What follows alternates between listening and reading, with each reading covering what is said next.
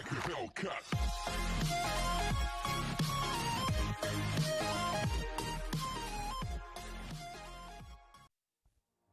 Sa mundo ng showbiz, maraming artista ang mas pinipiling panatilihing pribado ang ilang bahagi ng kanilang personal na buhay. Isa na dito ang kilalang R&B singer na si Chris Lawrence. Si Chris Lawrence ay nakilala sa kanyang napakagandang boses at sa kanyang mga awitin na minahal ng maraming Pilipino.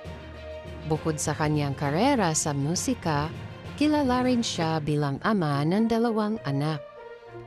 Ang una niyang anak ay si Katie, na anak nila ng aktres na si Katrina Halili.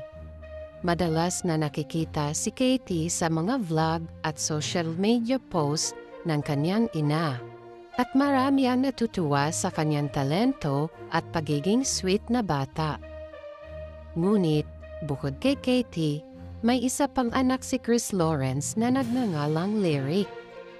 Si Lyric ay pinanganak noong taong 2019. Hindi tulad ng ibang showbiz families, mas pinili ni Chris Lawrence na panatilihing pribado ang buhay ng ina ni Lyric.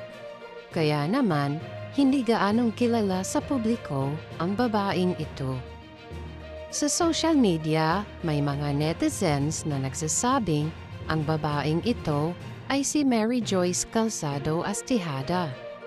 May ilang larawan na kumakalat online kung saan makikitang kasama niya ang isang batang pinaniniwalaang si Lyric. Sa mga larawang ito, makikita ang isang mapagmahal na ina na masayang inaalagaan ang kanyang anak. Simple at pribado ang kanilang pamumuhay, malayo sa ingay na mundo ng showbiz. Sa pagtingin ng ilang netizens sa social media page ni Mary Joyce, mapapansin na may mga post na tila nagpapatunay sa koneksyon niya sa pamilya ni Chris Lawrence. May mga pagkakataon na ibinabahagi niya ang ilang post na may kaugnayan kina Chris Lawrence at Katrina Halili, lalo na kung kasama sa larawan ang mga bata. Kapansin-pansin din na tila maayos ang kanilang samahan. Sa ilang shared post, makikita ang pagpapakita ng respeto at pasasalamat. May isang post pa kung saan nagpapasalamat si Mary Joyce kay Katrina Halili dahil sa pagiging mabait nito sa kanyang anak na si Lyric. Para sa maraming netizens, nakakatuwang makita na kahit may kanya-kanya silang buhay, nananatiling maayos ang kanilang relasyon para sa kapakanan ng mga bata. Makikita rin sa ilang larawan na tila nagkakasundo ang mga bata.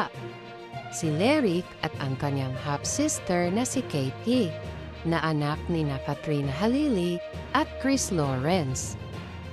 Para sa maraming tagahanga, magandang halimbawa ito na kahit may mga pagbabago sa buhay ng mga magulang, maaari pa ring magkakaroon ng respeto at pagkakaunawaan para sa pamilya. Sa huli, ang pinapamahalaga ay ang pagmamahal at pag-aalaga sa mga bata at pagpapanatili ng maayos na samahan sa pagitan ng mga magulang. Kung nagustuhan mo ang video na ito, ay huwag kalimutan mag-subscribe at pindutin ang notification bell para ma-update ka sa susunod nating mga videos. Maraming salamat sa panunood.